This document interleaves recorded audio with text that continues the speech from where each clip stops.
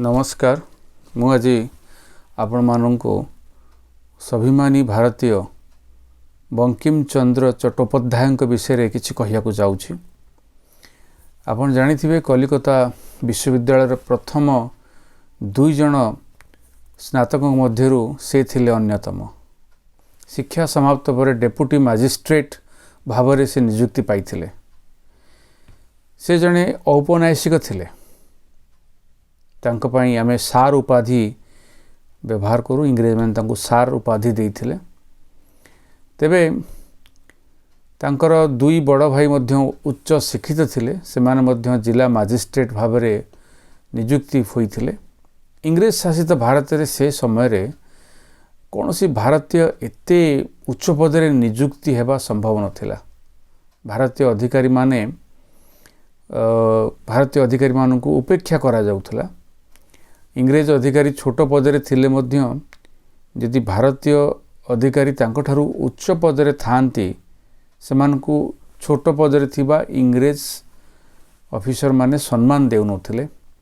सम्मान तो दूरर कथा अपमानित प्रायत करुथिले। यह सेमानकर अभ्यास रे पड़ जाइथिला। भारतीय माने चाकरी करिया जनित भय रे सेमानकु किछि कहू नथिले। ता छडा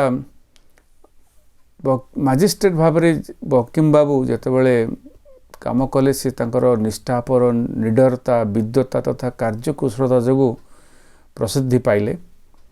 तांकर आत्मसम्मान बहुत इम्पोर्टेंट। आत्मसम्मान को से बहुत ध्यान देउथिले। 1873 मसीह से बरहमपुर जिला मजिस्ट्रेट भाव में कार्य करुथांती। से दिने कार्यालय घर को पालिंकी रे फेरुथिले। से तो घोड़ा गाड़ी माने पालिंकी थिला, कार तो नथिला।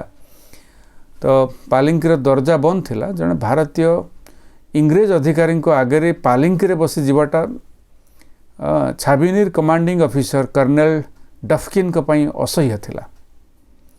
तो से क्रोधान्वित होई डफकिन से पालिंकी रो झरका को जोर रे खड़खड़ करथिले। एभली अभद्र आचरण पाई बंकिम चंद्र खूब रागी जाइथिले। किंतु कर्नल बंकिम बाबू को हाथ धरी पालिंकी भितरु घोषाड़ी आनी धक्का देथिला।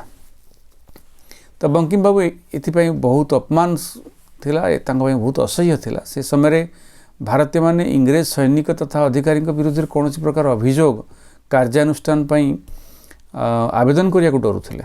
तो बंकिम बाबू से समय अदालत द्वारस्थ हेले। अदालत रे तांको विरुद्ध रे केस कले एवं एभली आचरण पाई कि डफकिन को दंड दिया जाऊ से चाहूथिले। एवं जेतेबेले एई घटनाटा चारियाडे प्रचार हैला, भारतीय माने एई घटना को अत्यधिक भाव में निंदा कले। एवं कर्नल डफकिन मध्य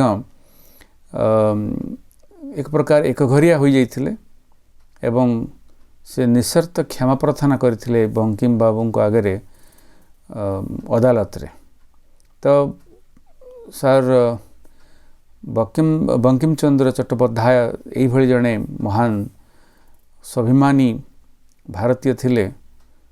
तेणु सेथिपई आमे तांको पई गर्वित। धन्यवाद आपण ए कथाटी शुणिथिबारु।